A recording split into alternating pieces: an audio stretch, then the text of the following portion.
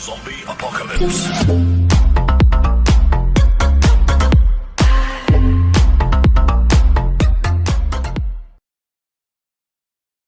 Veracruz me llena de orgullo. Veracruz, Gobierno del Estado.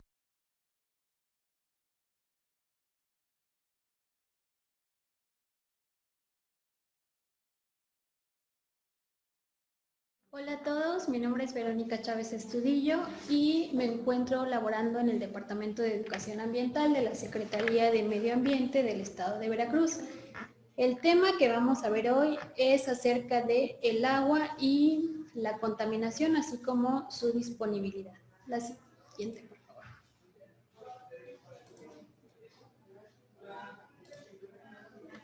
Bueno, vamos a iniciar y a manera de introducción les voy a dar algunos datos que conocemos de forma general acerca del agua. Uno de ellos es su fórmula, es mundialmente conocida como H2O. Y bueno, sabemos que en nuestro planeta Tierra es el único lugar donde la podemos encontrar en sus tres estados físicos, que son líquido, sólido y gaseoso. Más adelante vamos a ver un poquito sobre esto. Y bueno, otra de sus características es que se encuentra en constante circulación, por eso hemos escuchado decir que el agua es un recurso que nunca se nos va a terminar. Y también es muy importante para el desarrollo de todos los ecosistemas. La cantidad de agua presente en un lugar nos va a determinar qué especies, ya sean vegetales o animales, se van a desarrollar en este ecosistema. Y así como es importante para todos los seres vivos, plantas y animales, también es muy importante para nuestro cuerpo. Sabemos que la superficie de nuestro planeta es 75% de agua. Asimismo, el cuerpo humano tiene un gran porcentaje de agua. Para el caso de las mujeres se considera en un 60% y para los hombres un 65%, y así para cada uno de nuestros órganos. Por ejemplo, los riñones son 83% de agua, incluso los músculos son un 75% de agua. Y bueno, volviendo a los estados físicos del agua, este es un pequeño repaso, son cosas que ya hemos visto desde la primaria, secundaria, pero es importante recordarlos. Estos tres estados físicos son sólido, líquido y gaseoso. En estado sólido lo podemos encontrar en los glaciares, los casquetes polares, en la nieve o en el granizo. En estado líquido lo podemos encontrar en los océanos, ríos, lagos y en forma de lluvia. Y finalmente el estado gaseoso, normalmente lo que utilizamos es poner esta nubecita para decir es estado gaseoso, pero lo que realmente está pasando aquí es que tenemos pequeñas partículas de agua suspendida que nos da la impresión de que es gas, pero en realidad es agua líquida. Entonces, es importante aclarar que la única forma o el único momento en el que podemos tener al agua en su estado gaseoso es en el vapor de agua. Por eso ponemos aquí esta imagen de una ollita donde se está calentando agua y vemos cómo sale el vapor. Ahora vamos a recordar rápidamente nuestro ciclo hidrológico. Para que nosotros encontremos el agua en estos tres estados físicos que ya mencionamos, necesitamos de dos agentes. Uno de ellos es la gravedad y otro de ellos es el sol. El sol va a hacer que el agua se evapore, es decir, que pase de su estado líquido a su estado gaseoso. Posteriormente viene la condensación, es lo que les mencionaba. Estas partículas de agua en gas se van condensando, se van juntando hasta formar las nubes. Posteriormente, cuando ya tenemos una masa muy grande, la gravedad va a hacer que el agua precipite. Va a precipitar en forma de lluvia, de nieve o de granizo, va a llegar hasta el suelo y pasa ahora el proceso de infiltración. Si el agua no llega directamente a los ríos, a los lagos, se va a infiltrar en el suelo hasta llegar en algún punto a estos cuerpos de agua. Un concepto importante que tenemos que considerar es la cuenca hidrológica. Esta es un área geográfica donde va a transitar el agua. Además de que nos va a delimitar este terreno físico, también estas cuencas comparten y se desarrollan comunidades donde vamos a tener identidades, tradiciones, cultura, trabajo, y todo esto va a ir en función de la cantidad de agua de esta cuenca que tenemos bien delimitada. Y bueno, ya entrando un poquito más en materia, en esta pequeña presentación vamos a hablar acerca de dos aspectos muy importantes para el consumo de agua, esto para el consumo humano. Uno de ellos es la disponibilidad, que se refiere a cuánta agua tenemos, y la contaminación. Vamos a iniciar con la disponibilidad y bueno, como les mencioné en la primera lámina, el 75% de la superficie del planeta es agua. Si nosotros pusiéramos toda esa agua en un vaso, como se ve en la imagen central, digamos que del 100% de toda esa agua, un 97.5% es agua salada. ¿Qué significa esto? Que es agua que no podemos utilizar los humanos para nuestro consumo o para cubrir nuestras necesidades. Entonces, únicamente el 2.5% de toda el agua que hay en el planeta es agua dulce, pero eso no es todo. Este 2.5% también está dividido. Tenemos que el 70%, o sea, casi todo el agua de este 2.5%, es agua que está congelada en los glaciares, en los casquetes polares, en el permafrost. El 30% es agua subterránea. Más adelante vamos a ver que el agua subterránea se puede extraer, pero hay agua subterránea que está a profundidades tan grandes que se requiere mucha inversión económica o simplemente no es posible accesar a ella. Y menos del 1% es el agua que tenemos en los lagos, en los ríos y en la atmósfera. Es decir, de todo este mundo de agua, solamente una pequeña parte es la que tenemos disponible para nuestro consumo. Bueno, en este mapa hablamos acerca de la disponibilidad de agua, esto por región geográfica. Podemos ver, tenemos allí las gotitas de agua, significa el porcentaje de agua en el planeta, y los muñequitos, pues es la población. Podemos ver en el área de Asia que tiene un 36% de agua. Podríamos pensar, ok, en esta área del planeta tienen casi toda el agua, pero también podemos ver que tienen un 60% de la población. Entonces aquí hay una relación. Si nuestro porcentaje de agua es menor al porcentaje de la población, significa que nuestra disponibilidad de agua es baja. Lo contrario pasa, por ejemplo, en América del Sur y en Oceanía, Australia, que el porcentaje de agua es mayor al porcentaje de población. ¿Qué nos dice esto? Que en esas regiones se tiene una disponibilidad alta. Para el caso de nosotros, de México, que estamos en la región América del Norte y Central, aunque no, si bien se tiene un porcentaje de agua mayor al de la población, esta relación estandarizada se considera que la disponibilidad de agua para nosotros es media. Y bueno, aquí tenemos un mapa únicamente donde estamos viendo nuestro país. Vemos que en la zona norte y en la península de Yucatán la disponibilidad es escasa, en la zona sur tenemos una disponibilidad más alta y para nosotros en Veracruz tenemos una variación allí, en algunos puntos tenemos una disponibilidad alta y en otros media. Y bueno, ¿cómo se utiliza el agua en nuestro estado? Sabemos que el 60%, o sea, la mayor parte del agua en Veracruz es utilizada para la agricultura, es decir, para el riego de nuestros cultivos o para el mantenimiento del ganado, que es para nuestro consumo también. El 12% únicamente es la que se utiliza para el abastecimiento público, es decir, la que va a llegar hasta nuestros hogares. Y el 21% es para la industria y también el 8% es para la generación de energía eléctrica. Y bueno, sabemos que en nuestro estado del total de agua del país escurren 2/3 partes. Y aquí tenemos una tablita donde se encuentran los principales ríos de nuestro estado, están ordenados de norte a sur y pueden ver allí la cantidad de agua que escurre por cada uno de ellos. Esto pues podemos ver que Veracruz es un estado que a pesar de que en ciertas épocas del año se sufre de sequía, sí contamos con muchos recursos hídricos que tenemos que conservar. Aquí viene solamente una pequeña pregunta que me gustaría que la fuesen reflexionando. ¿Cuáles son los cuerpos de agua más cercanos en sus comunidades? Y es importante conocer a qué cuenca hidrológica pertenecemos.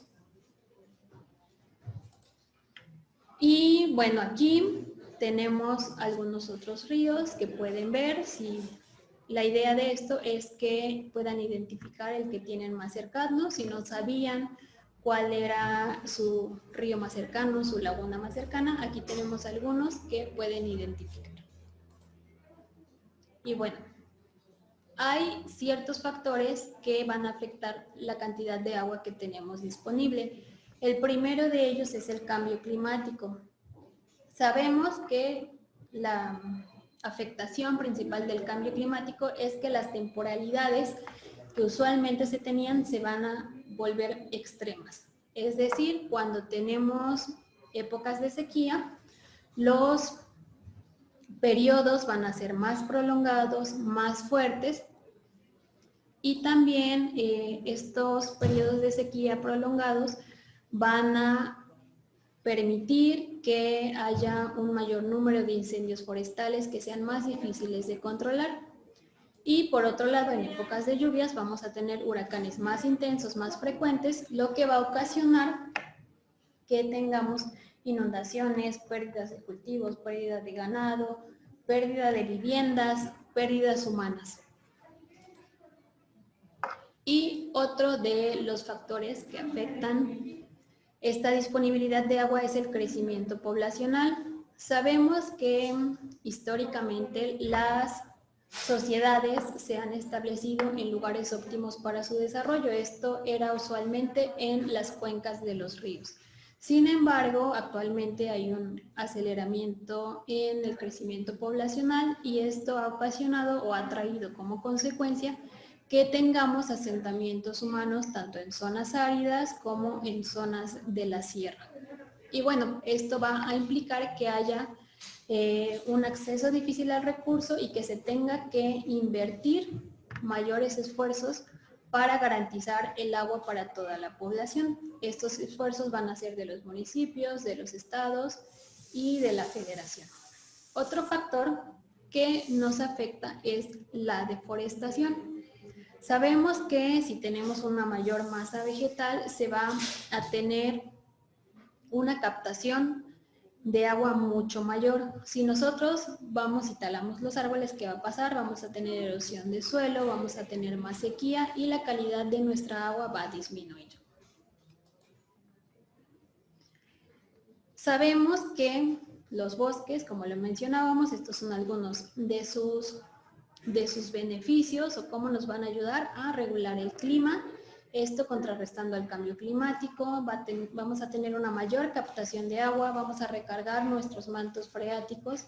El agua que se capte va a estar más limpia, va a poderse filtrar mejor, se va a minimizar la sequía, se van a minimizar inundaciones y bueno, los suelos van a estar más protegidos y evitando sobre todo la erosión. La siguiente, por favor. Ahora vamos a ver, ya hablando de nuestros hogares, este es un nuevo ciclo, ya vimos el ciclo hidrológico, ahora vamos a ver el ciclo urbano del agua. Y este inicia con la captación, es decir, ¿de dónde vamos a obtener nuestra agua? Puede ser de pozos, puede ser de algún río, algún lago. Posteriormente viene la potabilización, es decir, un proceso en el cual nuestra agua va a recibir ciertos tratamientos para cumplir con las características que establece la norma que vemos aquí en el punto número 2, esto para consumo humano. Posteriormente viene el almacenamiento, debemos tener condiciones adecuadas en calidad y en cantidad para poder almacenar este recurso. Para posteriormente, pasamos al punto número 4, la distribución. Esto va a ser a través de las redes hidráulicas y va a llegar hasta nuestros hogares, hasta los comercios, hasta la industria, en fin, a todos los lugares donde se necesita. Cuando ya nosotros utilizamos el agua, pasa a un proceso de alcantarillado, es decir, ya nuestra agua se conoce como agua residual. Y para poder descargarla se necesita cumplir con los límites permisibles que establece la norma que vemos aquí en el punto número 5. Posteriormente, lo ideal es que el agua llegue a una planta de tratamiento, donde se van a aplicar diferentes métodos para tratar de eliminar la mayor cantidad de contaminantes que tiene nuestra agua. Cuando ya el agua fue tratada, puede ser reutilizada para apagar incendios, para el riego y para la industria, siempre y cuando no sea industria alimenticia. Para esto también el agua debe cumplir con ciertos estándares de calidad. Y bueno, si el agua no va a ser reutilizada, va a regresar al medio. Este es como nuestro punto número 8 o el paso final de este ciclo urbano del agua. Para que el agua pueda ser regresada al medio natural, también debe cumplir con los límites de calidad que se establecen en la norma que vemos aquí en el punto número 8. Y bueno, aquí viene otra pregunta para reflexión. ¿Cuál es el ciclo urbano de tu comunidad? Tenemos que saber de dónde viene el agua que estamos consumiendo y si recibe un tratamiento antes de llegar a nuestros hogares y después que fue utilizada. Y bueno, ahora pensemos en todas las actividades que realizamos diariamente para las cuales necesitamos el agua. Desde beber agua, bañarnos, lavar nuestras manos, los dientes, cocinar nuestros alimentos, lavamos el auto, regamos nuestro jardín. En fin, piensen en todas las actividades que realizamos día a día y para las cuales necesitamos tener el agua. Entonces, ¿qué pasaría si no tenemos el agua suficiente, si no llega la cantidad que necesitamos a nuestros hogares o que si tenemos acceso al agua es agua de baja calidad, es agua que viene con mucho suelo por la erosión, etc. Esto nos lleva a este siguiente punto que es la contaminación del agua, la segunda parte de nuestra presentación. Y bueno, se considera como contaminación de agua a la introducción de cualquier agente, ya sea físico, químico o biológico, que va a afectar su composición natural y que esto a su vez nos ocasione daños a la salud de cualquier ser vivo que la consuma o que habite en ella. Y tenemos diferentes agentes contaminantes.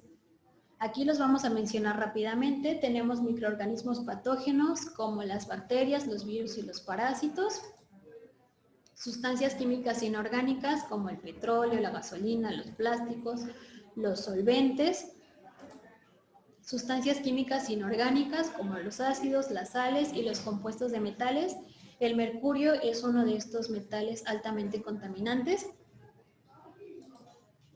También tenemos nutrientes inorgánicos como nitratos y fosfatos. Estos vienen principalmente de los productos utilizados en la industria agropecuaria. Cualquier desecho orgánico, por ejemplo la comida, es también una fuente de contaminación para el agua.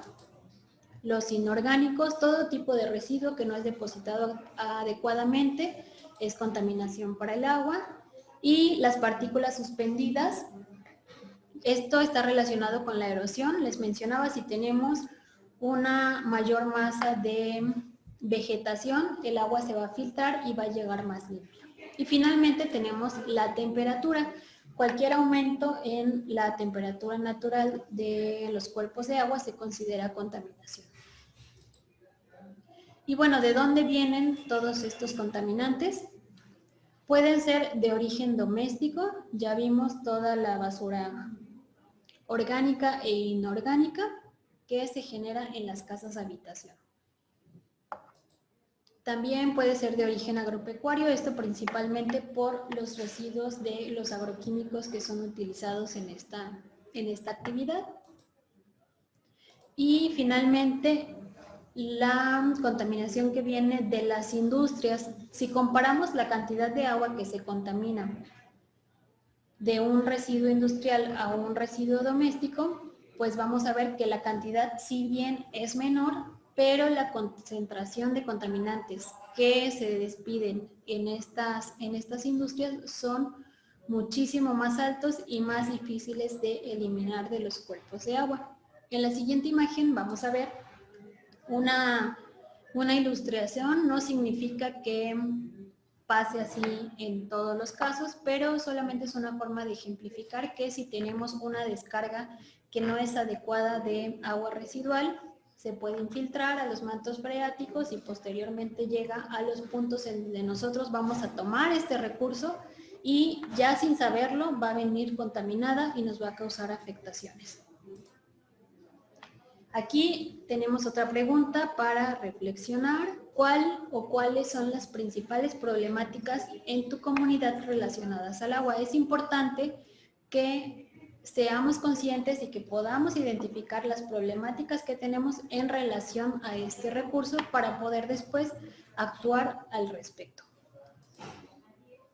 Y bueno, los efectos negativos de la contaminación del agua, aquí los resumimos en 3, son afectaciones a la salud de todos los seres vivos, pérdidas de la biodiversidad, tanto en ecosistemas acuáticos como terrestres, y desabasto del recurso hídrico y desabasto de los alimentos, los cuales requieren altas cantidades de este recurso. Y bueno, ¿cómo nosotros podemos saber de qué forma estamos impactando en el consumo y la contaminación del agua? Puede ser a través de 2 parámetros. Aquí vemos el primero, la huella hídrica. Es el volumen total de agua dulce que se utiliza en promedio anualmente. Ya existen cálculos de este parámetro. En este mapa podemos verlo de forma general, se calcula por cada país y está relacionado con la cantidad de industria, por ejemplo, que hay en ese país, las actividades económicas, la cantidad de población y la disponibilidad de agua por cada país. Vemos que los colores marrón o rojo son aquellos que tienen una huella hídrica mayor, y los que están en verde son los que tienen una huella hídrica menor. Otra forma de poder conocer el impacto que se está teniendo es a través del agua virtual de los productos. Hay muchas tablas que pueden consultar y bueno, esta agua virtual es la cantidad que se utiliza para generar cualquier producto, ya sea agrícola o industrial. Aquí pusimos este ejemplo. Para poder obtener medio kilogramo de trigo se necesitan aproximadamente 650 litros de agua, contrario a medio kilogramo de carne se necesitan casi 5,000 litros de agua. Esto, ¿en qué nos va a ayudar? Principalmente a poder elegir los productos que vamos a consumir. Habrá que elegir productos que tengan un menor impacto. Pero si nosotros vamos a consumir, por ejemplo, la carne, no es malo consumir carne, pero sí hacerlo de una forma consciente. Y bueno, ¿qué podemos nosotros hacer? Aquí tenemos como punto número 1, informarnos acerca del consumo del agua. Sabemos que actualmente tenemos acceso a muchísima información, pero es importante elegir qué información es la que nosotros vamos a considerar que sean fuentes confiables. En la parte de abajo pueden ver un enlace para acceder al material de descarga de la Dirección General de Vinculación Social de esta Secretaría, donde tienen información acerca del agua, residuos, en fin, diferentes temas. Es información confiable que pueden consultar. Como paso número 2, necesitamos reconocer la urgente necesidad de conservar, de colectar, de reutilizar el agua, ya que sabemos que es un recurso limitado para nuestro consumo. Y finalmente, si nosotros ya tenemos esa conciencia, vamos a poder hacer el compromiso de cambiar nuestros hábitos a conductas de ahorro.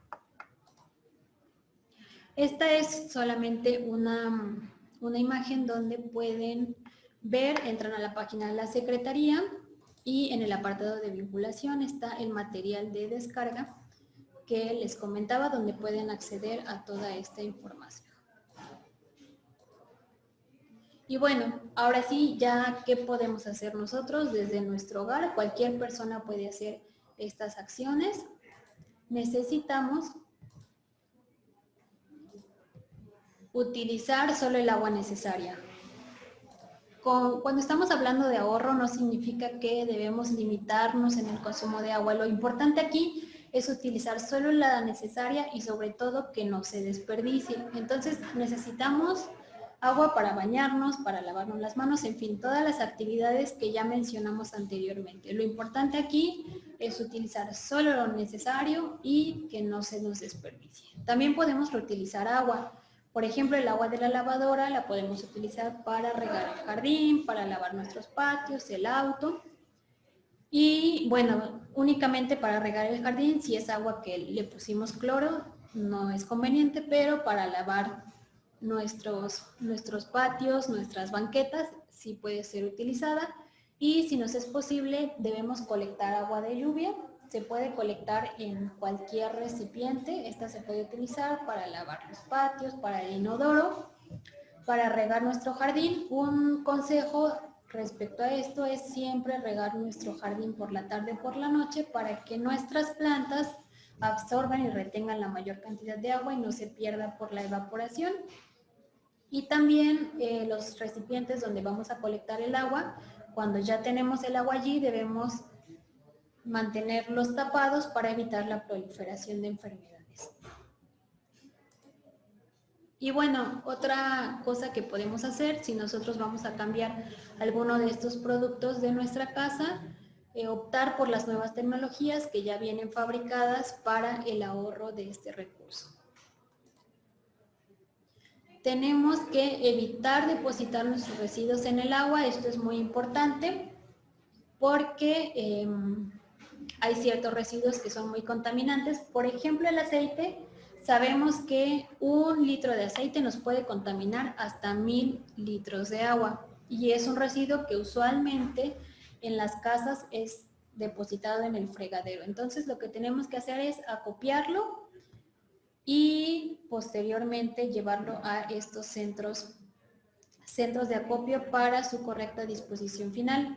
Ponemos aquí una imagen de las pilas y esto retomando lo que vimos acerca del mercurio, que es altamente contaminante, es un metal pesado. Y bueno, las pilas no es que cualquier persona o que sea común que la gente vaya y lo deposite al agua, pero es un residuo que si no se le da la correcta disposición final, en algún punto va a llegar a los cuerpos de agua. Sabemos que las pilas alcalinas contaminan, una sola pila alcalina contamina hasta 100,000 litros de agua y una pila que contenga mercurio nos va a contaminar hasta 600,000 litros de agua. Y bueno, necesitamos participar activamente. Esto como reportando fugas, participando en campañas de acopio de residuos, pero también de reforestación. Recordemos que tener una gran masa vegetal es muy importante para la disponibilidad del agua, en la limpieza de playas. Y bueno, ya que nosotros tenemos esta información, es importante que la compartamos con nuestros familiares, amigos, vecinos, realizar acciones. Cada uno de nosotros desde nuestra casa podemos hacer algo para ayudar al cuidado del agua. Y bueno, la pregunta final sería, ¿qué haces tú actualmente para cuidar el agua?